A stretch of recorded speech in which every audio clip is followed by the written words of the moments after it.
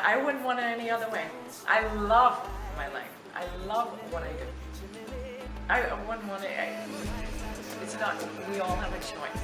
And this is what I choose. I just wanted to share with you my little journey. What you want to, it's no concern to me. Because I have my own vision, me dip on my own mission to rule my destiny. Oh, it's my day to do what the fuck I want to. It's my time, and I'll use it any way I want to.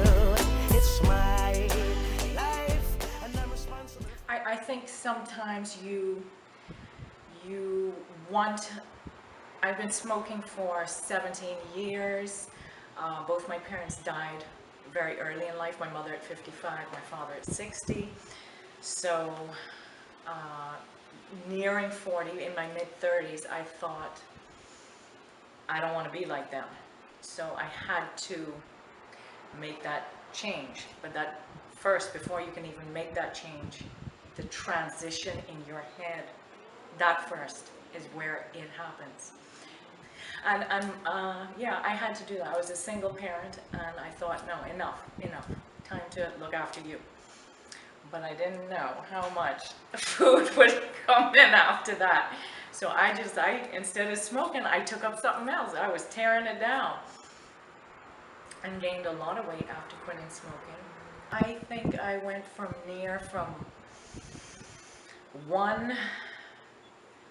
170, 165 to 220, 230 maybe. Life is full of challenges, and we have new beginnings all the time, new challenges all the time, and that was another one that I needed to challenge and break down.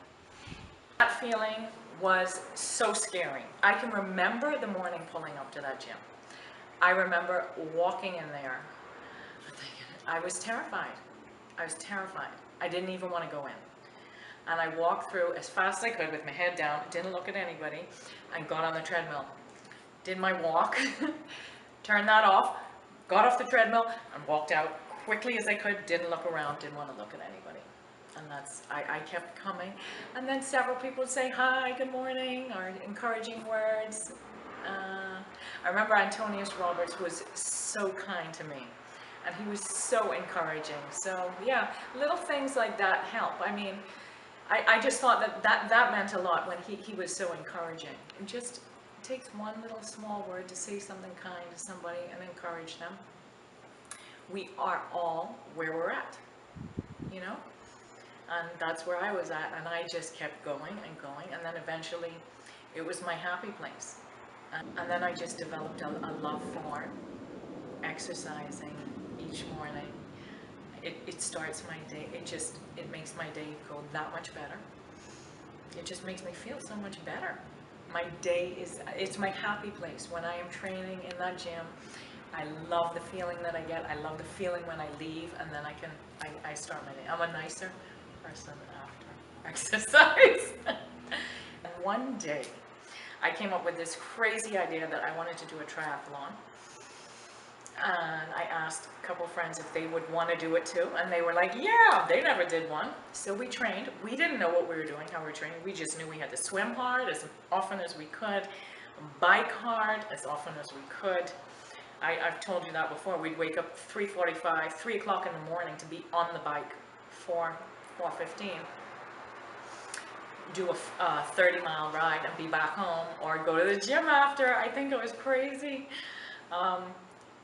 And we trained for a whole summer, and then into the winter, and would run, and then come to the gym to do some workouts too. And we went to our first little triathlon in Freeport, and yeah, pulling up there, not knowing anything about triathlons or how to do this, don't know how to set it up. They're foreigners who look so cool in all their gear, and then again, that part of me going, oh my gosh, they're so good. They just look like they know about this. I just say one step at a time, one stroke at a time. Get out that water, cycle as hard as you can, and run one step at a time. And to my amazement, out of 25 or 26 women, I was the first one out of the water. That I almost fell over at. First woman out of the water. One girl beat me out of the water. She was 17. And, well, I didn't know I was the first woman out of the water. I had no idea. I was just numb. I was just gone. And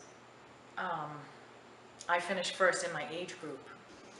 I want to grow strong. I don't have a particular goal as such. I enjoy the gym. But one goal is I would love my knee to be fixed. So hopefully, I've just had a recent MRI on it that will be sent off to a surgeon in the US. So we'll see if he can do anything to help my knee. That way I can get back into the triathlons too. I think when someone has told me that I've inspired them, I'm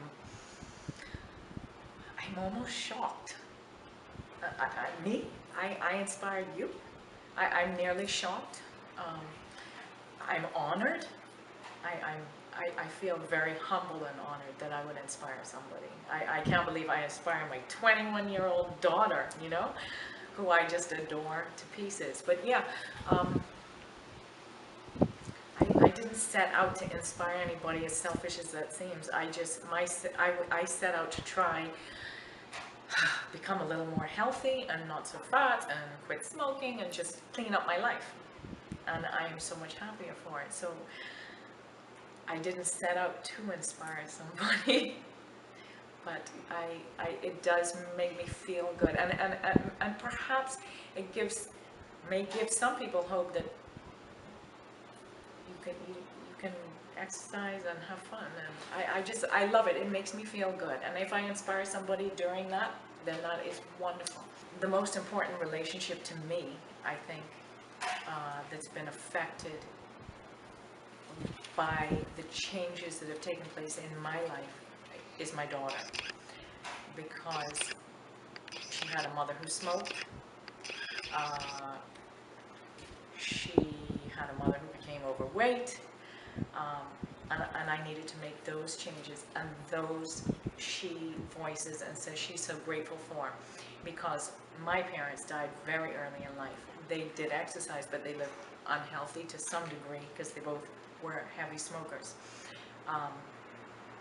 So she often will remind me and say, "Mommy, thank you so much for changing. Thank you so much for taking care of yourself, that you are giving yourself a better chance of being here longer for her," you know. So that relationship for me is the most important one that has been affected by the transitions and changes that have taken place.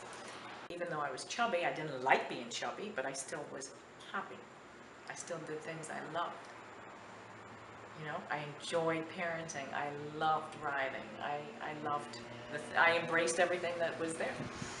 Women have asked me, because I work in a salon, so I come across many, many women, and they'll say, "Oh, what are you doing? How did you get?" And I'll say, "Well, I go to the gym and I do weights and blah, blah, blah, and I ride."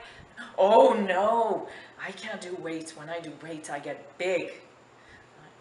I thought, well, weights help me personally almost trim down my fat. It didn't help me get big at all. I don't think, no. So big, I don't know. I didn't get big from lifting weights. I got big from eating guava duff a couple times a week, or I got big from eating Dunkin' Donuts and a lot of flour and bread, but I didn't get big from weights. Horses are so powerful. That's a 1,000-pound animal you are sitting on. They have a mind of their own too. But they make us, who are so weak and pathetic sometimes, they make you feel so strong. They are just an incredible animal, you know, incredible part of creation. Yeah, they are very majestic. Yeah, very powerful. Random fact, I have alopecia areata. People go, oh, what is that? It's an immune disorder that only affects your scalp, your hair on your scalp. So when I was 20, I lost my hair in huge patches. It's something that they don't have a cure for it. That's okay. I don't care. I just shave my head. And that's a fact that a lot of people don't know. I love being bald. I love having no hair. I had loads of hair most 20 years of my life, but I love it. You know? It doesn't take me long to get ready. I can be very hard on myself, and I think a lot of women are very hard on themselves. And you can beat yourself up a lot about where you're not, but I think I grow better when I nurture myself. And I think learning to love yourself and accept that this is where I'm at, but I want to push to develop this more or develop that, and don't be so hard on yourself. But I think it's just to be aware that when you start to beat yourself up and pull yourself down, that you stop that quickly, nip that in the bud, and love yourself. I am strong. I love, and be happy where you're at. Every phase where you're at, be happy. This is where I'm at. So what? And it's not where I want to be, maybe, perhaps, not exactly a dream, but it's where I'm at. And you have to be so careful. One has to be so careful of allowing in. There's so much negative. And there's so much destructive criticism out there. And there's some constructive also. And you have to be very careful not to allow that in. Hear that destructive criticism. And not to believe any garbage criticism. Because, I mean, it's about nurturing oneself and nurturing each other. I think that is so important. And all I'm saying is, it's my day to do what the fuck I want to.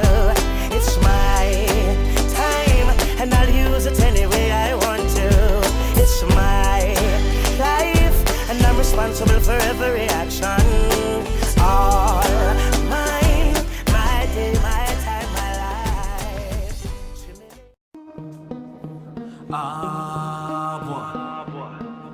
I say me 10 stepper head of them, 10 stepper. Tell them now, philosophy I federal, Rasta we a fight war spiritual. Hey, welcome Chronic the general. Watch out. Step in on the war, make a entry. Winnings me innings, Chronics make a century. Steam chalice we have the better sense. Better that than we have parental plenty. Babylon them a pre-man in the city. Get we find out them a demon in the city. When it all boil down to the deep and nitty-gritty. See it clear them mix up in a iniquity. Stepping at the wild battlefield with the pagan and sprinkle. I'll on me feet, then I want to see I spend Kyle on my seat. But still I see I'm a me guide and me shield. Hey, them a pre-man in the city. Get we find out them a demon in the city. When it all boil down to the deep and nitty-gritty. See it clear them mix up in a iniquity. Over evil, right for me heart.